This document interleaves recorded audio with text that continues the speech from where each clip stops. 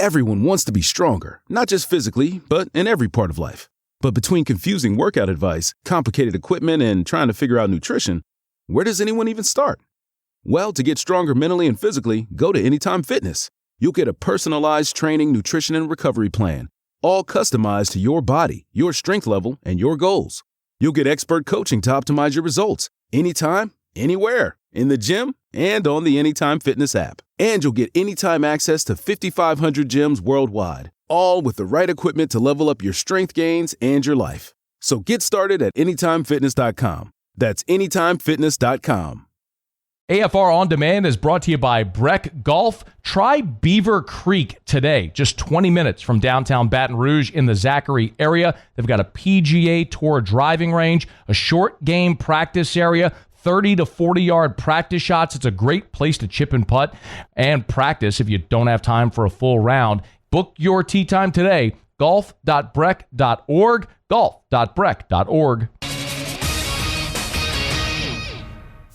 Matt Moscona. I'm very important. After further review. Say it one more time. After further review with Matt Moscona. And here we go. Live from the Raising Cane studio. Let's rock!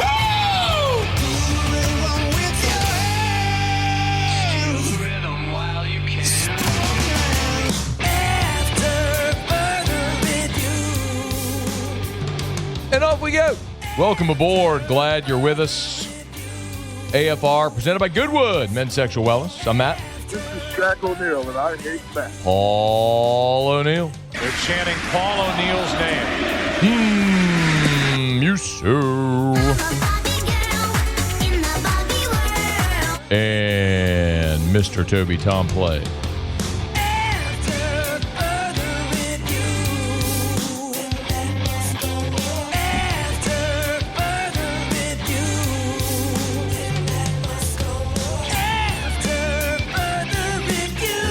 All right, we're here. Glad you are as well. Get out there and make it a good one. Oh, by the way, it's a hump day.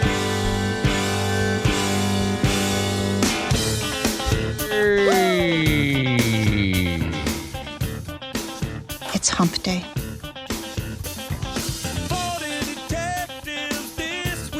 Should LSU redshirt Michael Van Buren? Mike. What day is it, Mike? Yeah, they absolutely should. Hump day. I'll explain why. It's hump day. Will Clapp's here next hour. Mike. What day is it, Mike? Jake Crane's here next hour. Hump day. Our side piece. It's hump day. Russ Mitchell, hour 3. Mike. What day is it, Mike? Injury updates on Whit Weeks. Hump day. Aaron Anderson. It's hump day. Bobby Petrino after his motorcycle crash. Mike. What day is it, Mike? Not really on that last one. That's good. Hump day. Nobody really asked him about his motorcycle crash. Mike. What day is it, Mike? It's a hump day.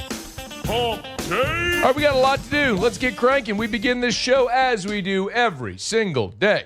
It's time to pop the top on another edition of AFR with Bud Light. Drink easy. Tigers are getting ready to take on Arkansas Saturday morning in Tiger Stadium. Frank Wilson, earlier this week on Monday when he met with reporters, said that both Garrett Nussmeier and Michael Van Buren will play against Arkansas Saturday. Garrett Nussmeier will continue to take the first reps, but that both will play. And on the SEC Coaches Teleconference Wednesday morning, I asked Frank Wilson if they've considered a red shirt for Michael Van Buren. Here's what he said. And Michael's no different than the rest of them. If he can come in and contribute and help us to win, it's something he wants to do. It's something that we want him to do because we think he has tremendous value to us. Okay. So Frank Wilson is committed to playing both Nussmeier and Michael Van Buren. But is that the right decision? I think it is not. Now, first, before I go any further, let's go back to Monday when we had the whole conversation about Nuss, Van Buren, who they're going to play. You all know where I stand. a bit in my feels, want to reward Nuss's loyalty in an otherwise lost season. He's got 3 games to go. Let him play. That's generally my feeling. I don't need to go deep dive into the whole thing again. You can go back and catch that whole conversation if you're interested in it. When I think about Van Buren specifically wanting to play here in these final 3 games, I think that is a selfless decision, but I do not think it is a smart decision for Van Buren or for LSU. Let me explain. Back in the spring, Brian Kelly gave an interview with The Advocate. It was a one-on-one interview with The Advocate. And in that interview, Brian Kelly said that Garrett Nussmeier would play, and the other 3 quarterbacks, Van Buren, Colin Hurley, and at the time, Juwan Johnson, remember Juwan Johnson was playing quarterback in the spring, that all 3 of them were going to redshirt, that none of them would play more than 4 games this year. And the reason was pretty obvious. You missed on Bryce Underwood when he flipped. You weren't able to sign a 2025 quarterback.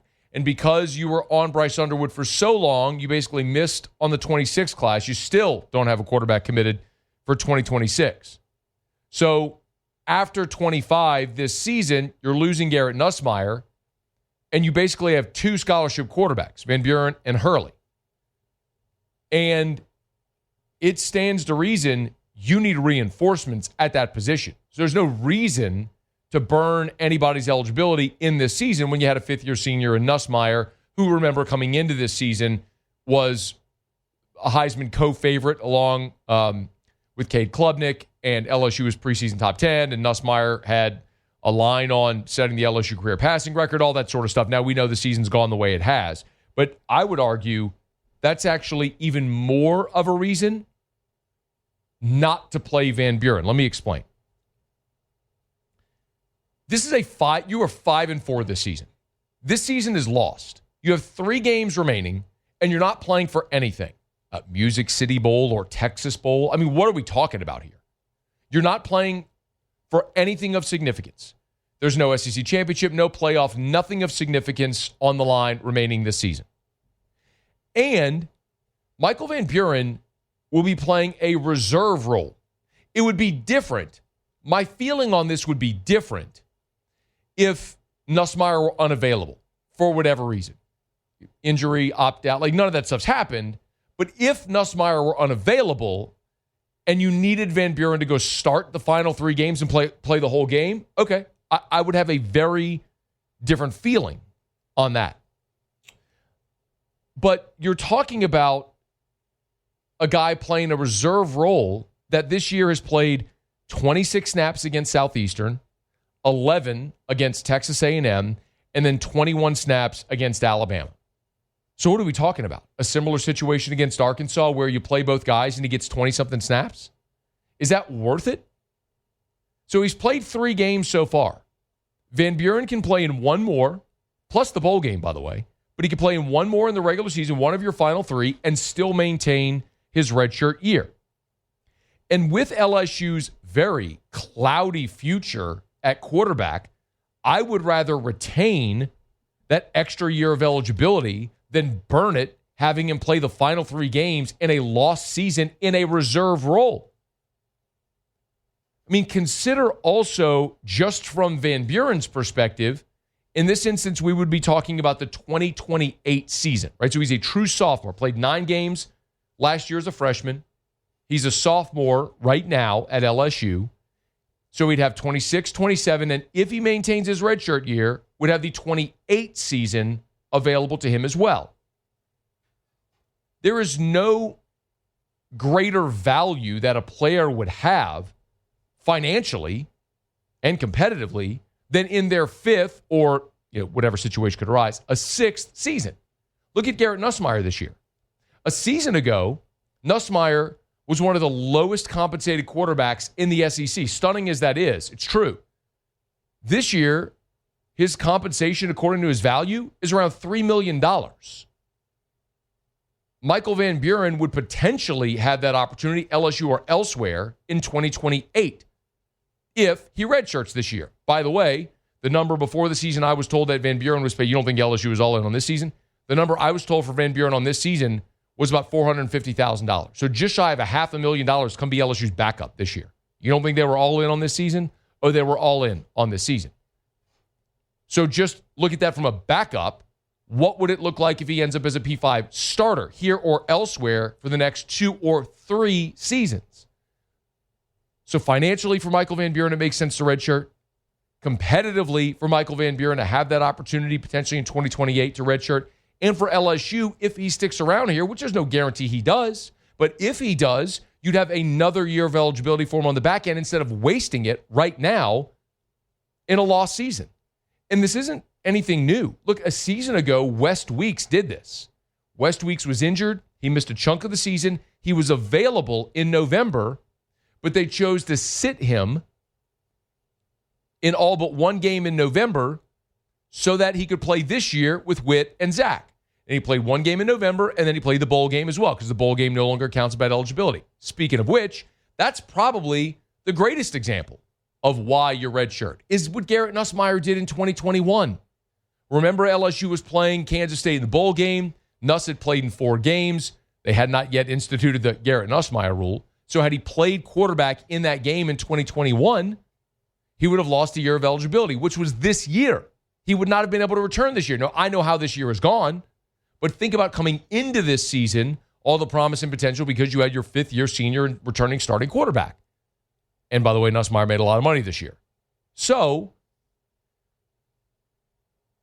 my feeling would be different if LSU were playing for something of significance or if Michael Van Buren were starting, like if Nuss wasn't available. But you still have Nussmeier available. You're not playing for anything of consequence. There is no reason to burn his red shirt playing out the string in a reserve role in these final 3 games. We'll see how Saturday goes against Arkansas.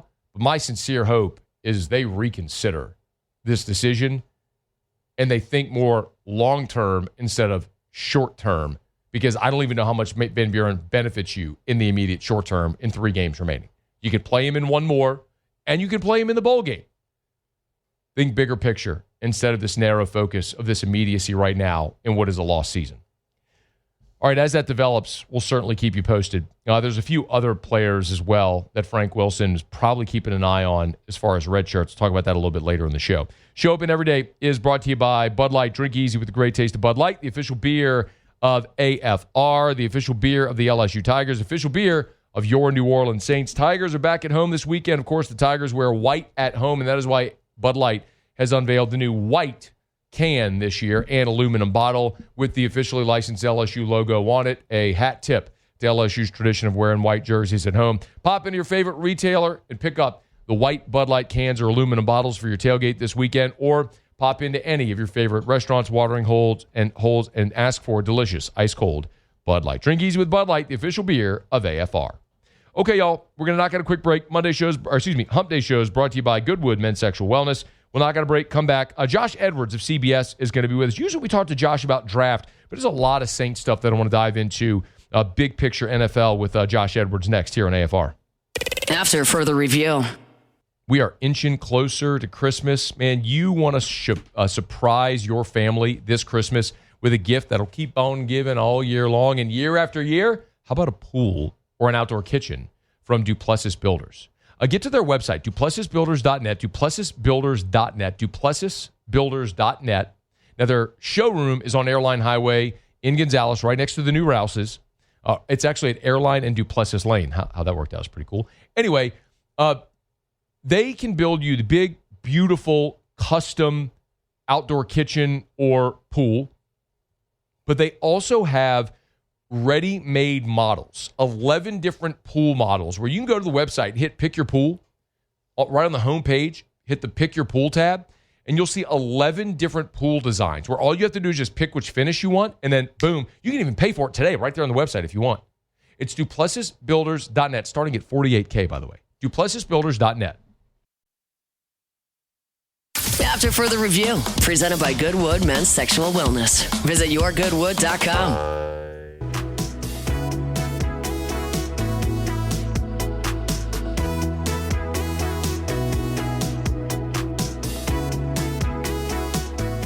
Yeah, I thought there's a lot of positives. Every game's going to have some opportunities that we're going to want to get back, and that everyone falls in the same boat for that. I think there's a lot of positives there. I thought the hard downs, the third downs, I thought were a huge factor.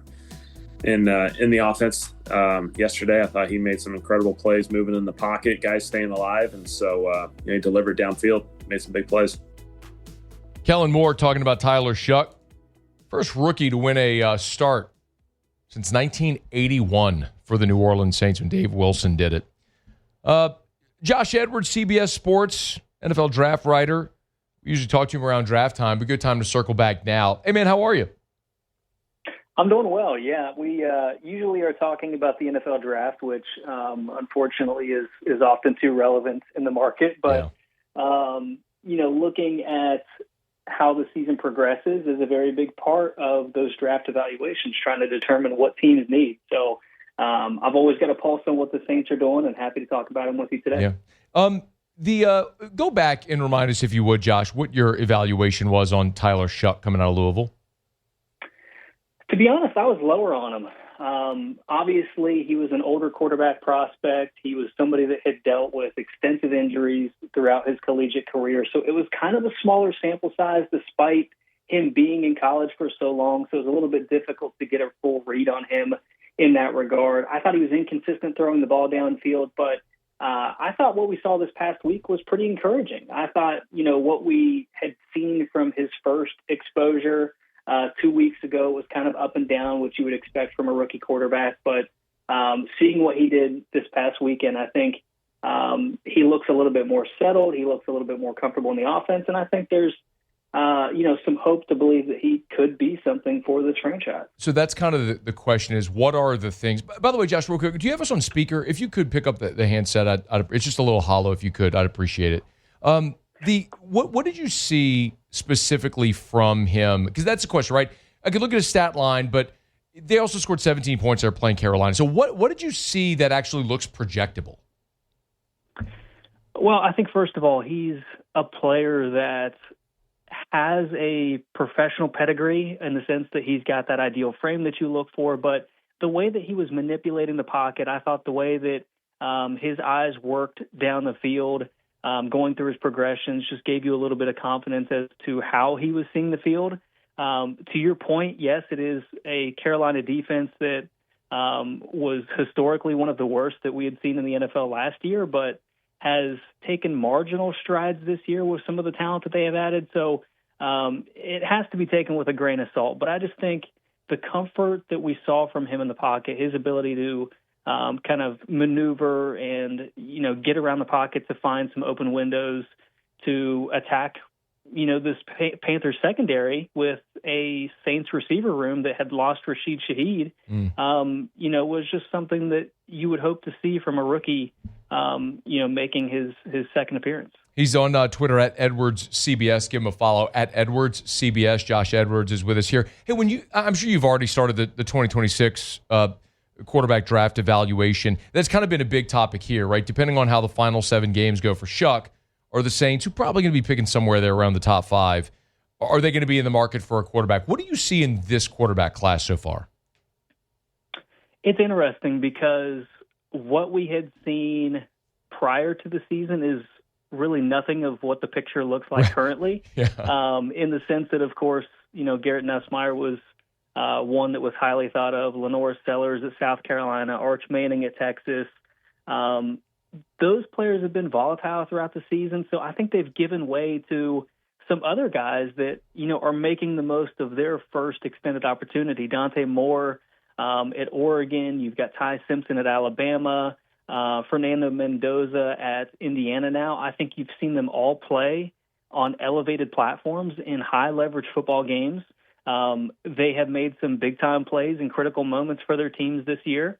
And I think all 3 of them have positioned themselves to be top 10 overall prospects, which is not something that I would have expected, just a couple of months ago. But all 3 of those guys have eligibility to return if they choose to do so next season. But I think if you're a guaranteed top 5 pick, top 10 pick, it would be difficult for any team to match the NIL type package that it would take to, compensate for a player to return to college for another season. So it's going to be really interesting, but I think this group stacks up pretty strongly, certainly better than what last year's class ended up being. Wait, Josh, I don't want to miss that point. You were saying it would be difficult for a team to match the NIL package. Are you saying that it would be more fiscally responsible for a player to return to school or to go top 10 in the NFL? There's a couple ways to look at it. Obviously, you're going to get a lot more money if you choose to go to the NFL over returning to college football. If you have confidence in yourself, if you're somebody that believes you're going to have a long-time career in the NFL, then you theoretically want to get to your first contract sooner. So that's something to consider as well. If you're somebody that's already thinking ahead to your second contract where historically that's where rookies are going to make the biggest amounts of money in their career, and you're that type of player, then I think it makes sense to go ahead and start that clock and jump to the NFL as soon as you're ready. Yeah. Drew Aller, Cade Klubnik, a couple others we were talking about before the season that are, I don't know if you, I mean, it seems like they've probably had their stock drop as well. Without question. Klubnik was not necessarily as high for me coming into the year. Okay. I did have Aller a little bit higher, still not, within that first round grade, but somebody that was obviously intriguing. So disappointing the way his season progressed, but two more names that were a part of that quarterback class in the summer that are not necessarily as big of factors as they are now. Does this mean, Josh, that maybe the strength in this draft class at quarterback is going to be the depth, because some guys that would seemingly have a really high ceiling are going to be available late first round or possibly in day two? Potentially, because then you're talking about a Brendan Sorsby from Cincinnati, rather. You're talking about possibly Josh Hoover from TCU, Lenora Sellers from South Carolina, if he does choose to come out. I think those are probably three players that are kind of in that next tier. Now, again, all of them have eligibility and could return, so that's something to take into consideration. Sure. Obviously, it's a little bit more intriguing to those players if you're not going to be a guaranteed top 10 pick and could potentially get a very lucrative package in college football, which I'm sure Miami and Oregon and some other teams could potentially be putting those together as we speak. But there's going to be some intriguing options, I think, in the back end of the first round, possibly into the second round, just depending on what those players elect to do. Yeah, LSU is going to be in that mix as well for an NIL quarterback, no doubt. Hey, let me so let's say, play this hypothetical with me, Josh. So if the Saints, let's say they end up picking top 10, which I think we all think that they will. I mean, as excited as people are about the one game from Tyler Shough, this is still not a very good team. So they pick top 10, maybe even top 5, but they're committed to Shough. So they're going to look somewhere else there in that top 10. This is a team that kind of needs everything, right? You got aging linebackers. You're not very good at corner. Everybody could use an edge rusher. Cam Jordan's aging. They need a dominant receiver. Who are some of the prospects outside of the quarterbacks that are going to be the top prospects in this draft that could check any of those boxes? Yeah, and to your larger points, perhaps there's an opportunity to trade down and get multiple picks where you're able to have multiple bites at the apple. I think that would be something that New Orleans would have to consider as well if that ends up playing out. But to your question, Jordan Tyson, a wide receiver from Arizona State, somebody that, is kind of like Jackson Smith and Jigba type size, somebody that, plays through the catch a little bit. He's more grounded. He's somebody that's going to be able to create yards after the catch for you. Then you've got Carnell Tate, who at Ohio State has played on a big platform and, made a lot of plays for them. He's somebody that can win balls down the field, 6'3", a little bit bigger in size. Chris Bell from Louisville is somebody that's incredibly explosive after the catch, but also has plus size.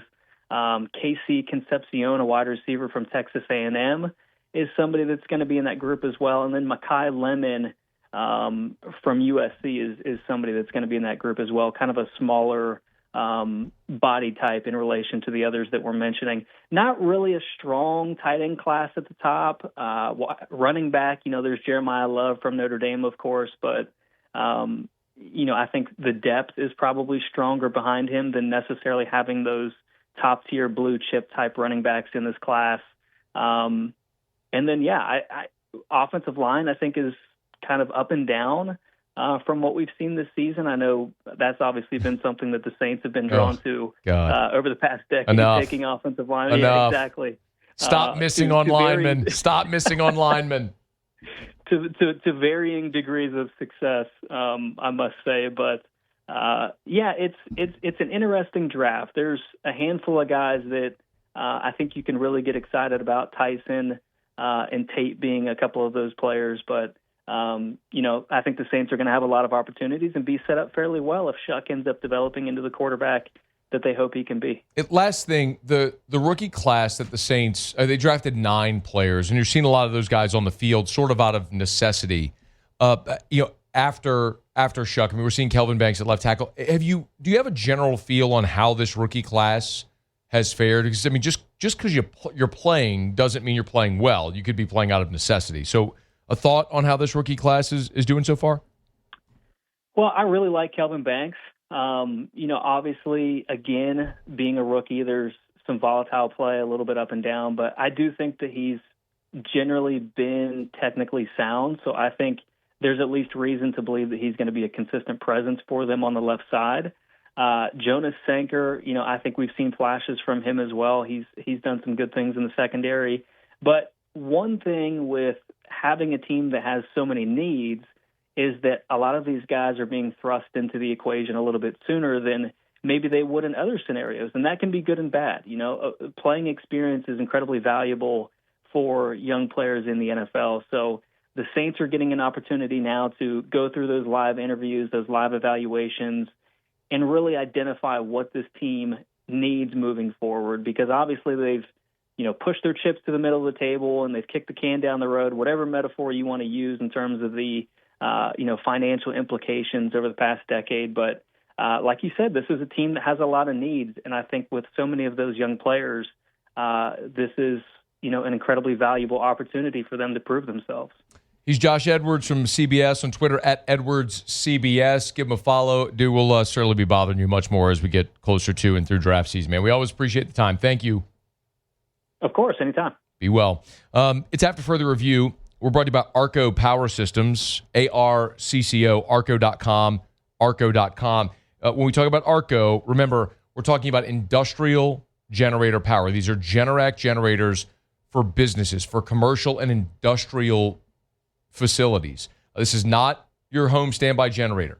We're talking about for your business. And it doesn't matter what kind of business it may be. Literally any type of business, any industry, nursing homes, grocery chains, hospitals, hotels, gas stations, banks, chemical plants, universities, governments, municipalities, schools, everything. It's energy for your business. If the power goes out, how does that affect your business? You have to stay online. What does a loss of power mean to your business? Arco Power Systems makes sure you stay online through the storm or whatever event may come. It's arco.com, ARCCO, turnkey service. They always encourage you to be proactive. They sell, lease, and service your industrial generators all over the state of Louisiana, up to Little Rock, Arkansas, east to Mobile, west to San Antonio, and points in between. It's Arco Power Systems, arco.com, arco.com, ARCCO, arco.com. All right, y'all. Glad you're aboard with us here. It is a hump day. It's a Whiskey Wednesday, so Taylor Calandra will be with us in 15 minutes. Get your booze questions in. You can be tailgating this weekend. Need cocktail ideas for those holiday parties. Thanksgiving is 2 weeks from tomorrow. Need recommendations? Ask Taylor. Get your questions in. Email us, tweet us, text us, 225-396-4400, 396-4400, 396-4400. All right, and Jake Crane.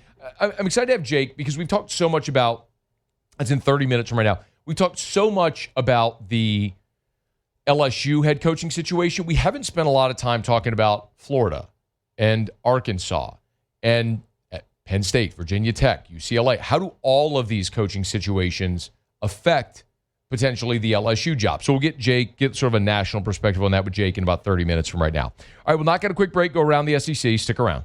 AFR. If you're a business owner and maybe you're going through the budget process right now for 2026, Glow Resources can help. Think of Glow Resources as a great resource for your business right now, because what Glow Resources does is they help you find the best people for your business. What business?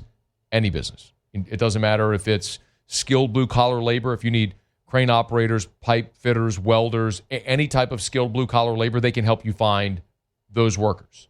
If you need their professional placement division for any type of office job, from an office assistant up to the C-suite. They can help find exactly the person you're looking for.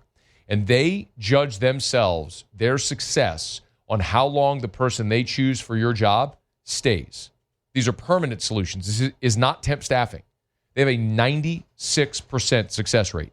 So check them out online at glowresources.com, glowresources.com. After further review, presented by Goodwood Men's Sexual Wellness. Visit yourgoodwood.com.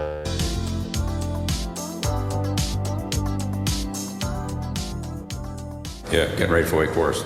That's all I got this week. Has anyone asked you, or the players or recruits want to know about your future? I mean, I've been asked about it from time to time, but yeah, look, I've been down this road before. I'm focused on Wake Forest. That's it. And that's my commitment to this team. And next week it'll be to our next opponent and so forth. But, I'm here to do the best I can for this team. Bill Belichick was asked about potential interest in the New York Giants job. Brian Daboll was fired this week. We do have up at LouisianaSports.net a piece from BetOnline with the betting odds for the favorites to replace Brian Daboll as the Giants head coach. We talked about it the other day because Lane Kiffin is atop that list. But, when you scroll down the odds after Kiffin, Cliff Kingsbury, Jesse Minter, Clint Kubiak, Jeff Hafley, John Gruden, Jason Garrett, Joe Brady, Mike McCarthy, Bill O'Brien, John Harbaugh, Mike McDaniel, Steve Sarkisian. There at 16-1 is Bill Belichick. So a little down the list. NFL head coaching jobs are obviously going to have way more candidates attached to it because you have the retreads in the NFL, and then you have the coordinators in the NFL, and then you have potential college coaches that could make a jump. So basically everybody that's potentially on the list. The Giants are interesting for Belichick, just mostly because of his history there with that organization.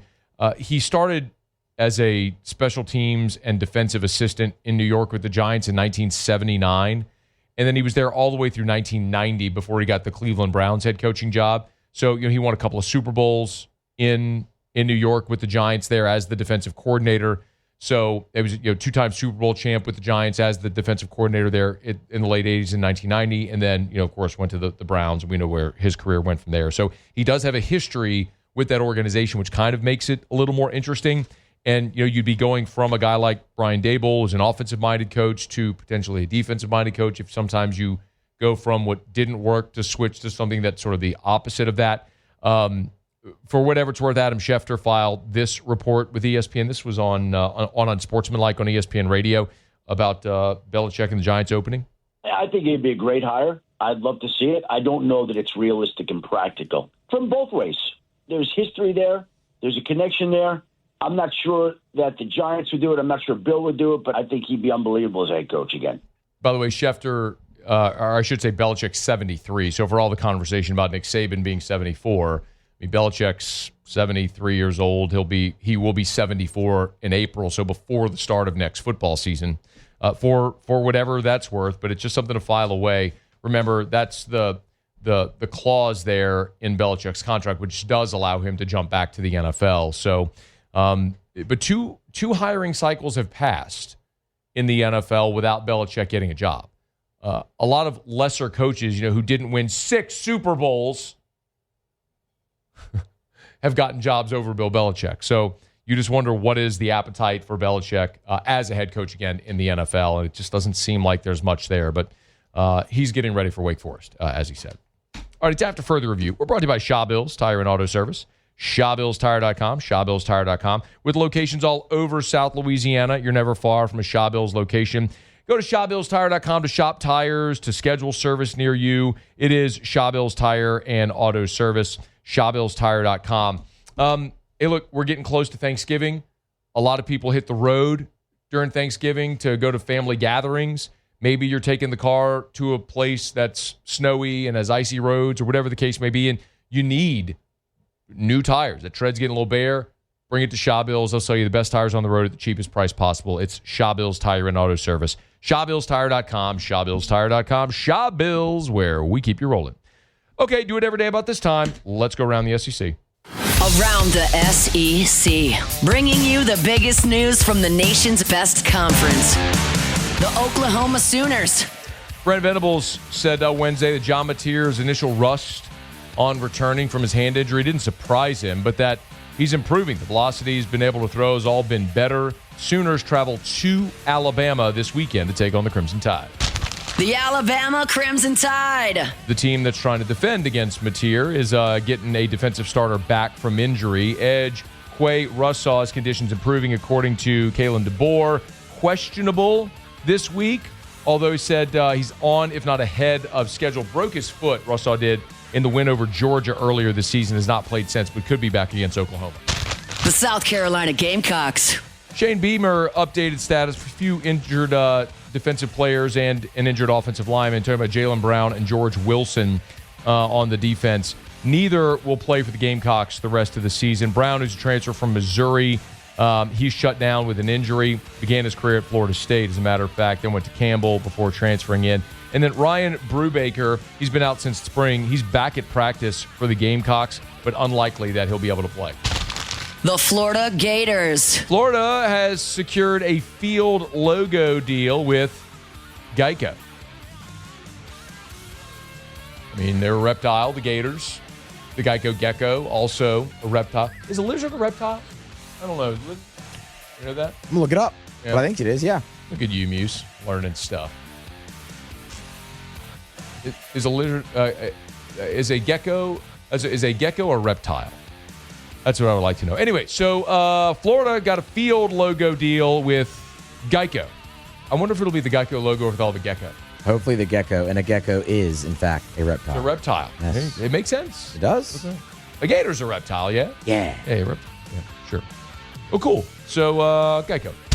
The Tennessee Volunteers. And the Vols are actively exploring Neyland Stadium expansion. The big question, why? Regular season finale is on the 29th against Vanderbilt. It's a consecutive sellout streak at 27 games. I cannot imagine why they want to add more seats, but apparently it's something they're looking to do, expanding the north end zone of the 104-year-old stadium. Capacity currently at 101,915. It's the sixth largest on-campus stadium, and I guess they want to add more seats. All right, there you have it. That is around the SEC. We're glad to have you with us here. Hump Day Show is brought to you by Goodwood Men's Sexual Wellness, yourgoodwood.com, yourgoodwood.com. ED treatment, hormone replacement therapy, other non-pharmaceutical treatments to help with darn near anything that you have going on. If it's maybe high blood pressure or aches and pains, muscle repair, tissue from injuries, gut health, so many options. Check them out at yourgoodwood.com, yourgoodwood.com. Yeah, the interesting thing about Tennessee looking to potentially expand the stadium, every administrator that I talk to, not just at LSU, anywhere, they all want to go the other way. Like, it's all about contracting and adding premium seats. It's all about having the in-stadium experience. Look at what Vanderbilt did. I mean, Vanderbilt, being there this past week, I remember last year, they were playing, they had basically a construction zone in the end zone. You look at it now, it's incredible. Like, they built condos in the end zone.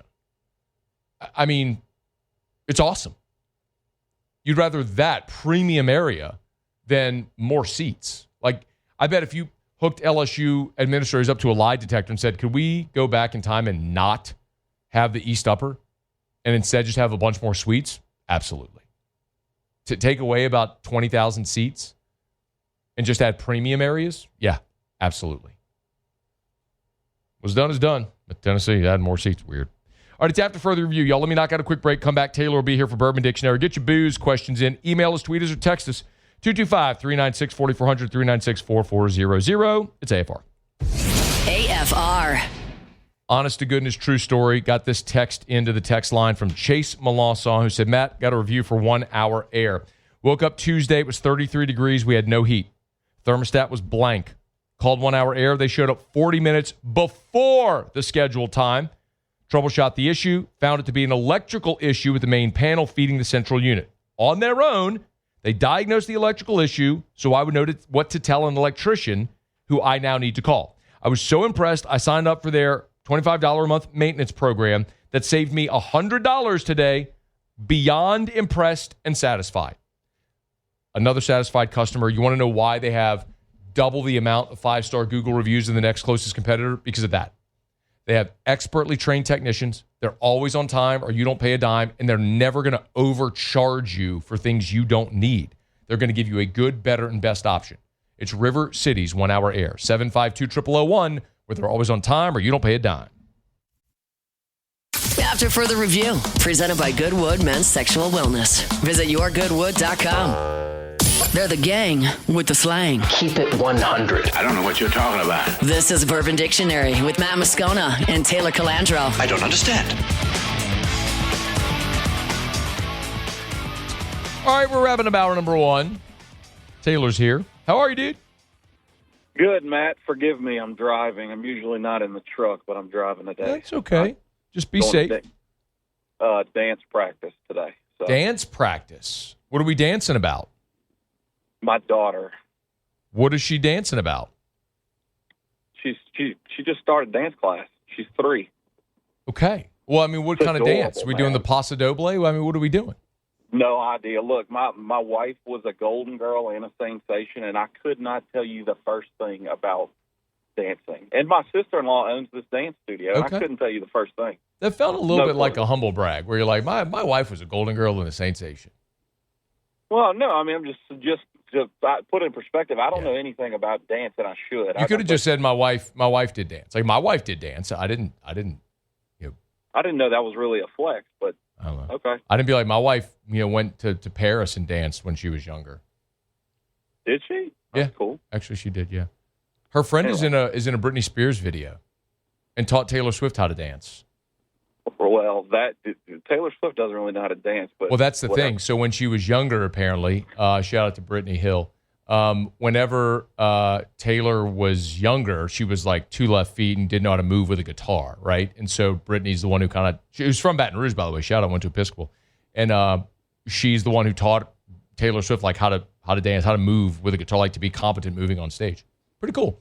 Interesting. Yeah, that's a and fun so we tidbit. are all connected in the great circle of life. Yeah, the dance circle, man. Yeah, there you go. Hey, okay, so what's new?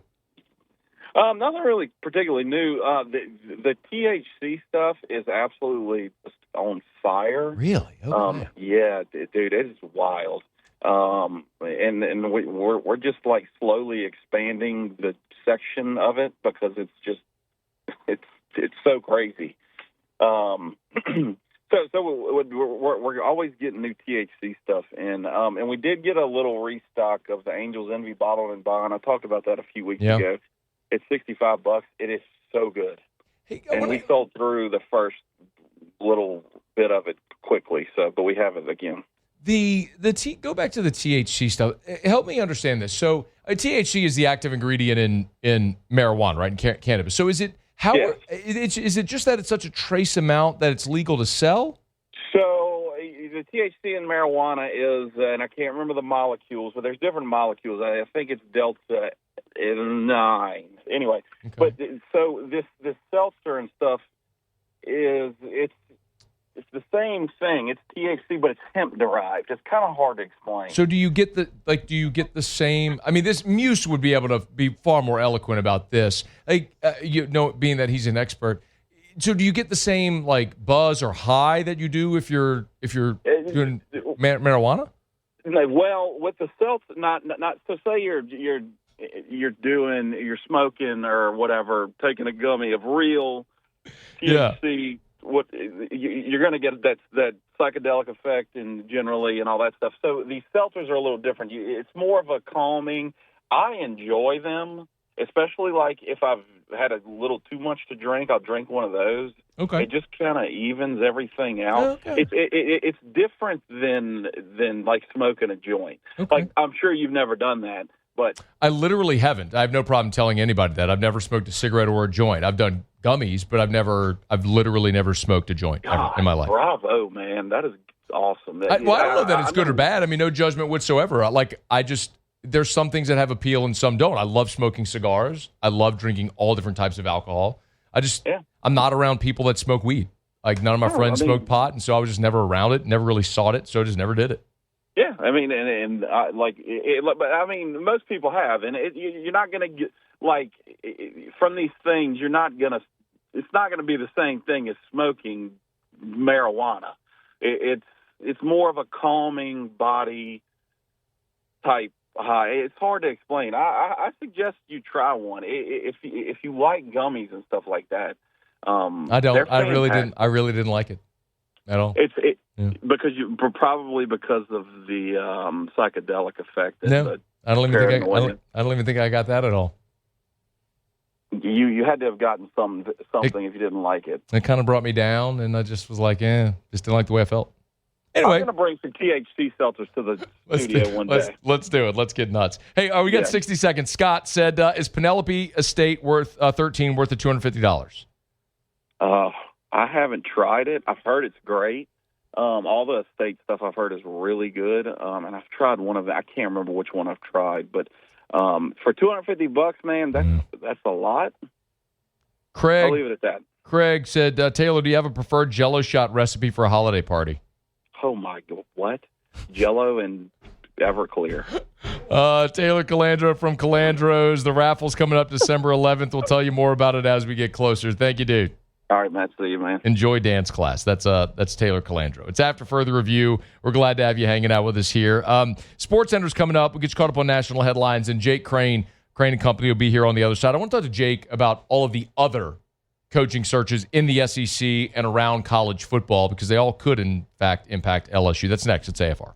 AFR. We're brought to you by Parish Restoration, parishrestoration.com, parishrestoration.com. Kill mold, remove odor. They'll spray their patented non-toxic dry fog treatment, and it's pretty incredible. It's cost-effective, and it's more efficient.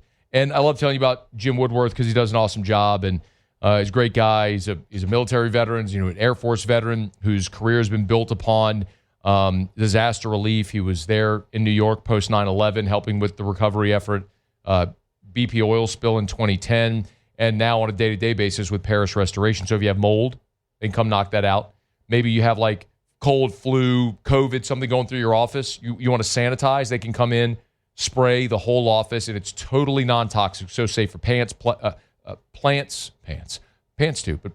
pets, people, all of it. It's Parish Restoration. Go to the website, fill out the form, get your quote, parishrestoration.com, parishrestoration.com.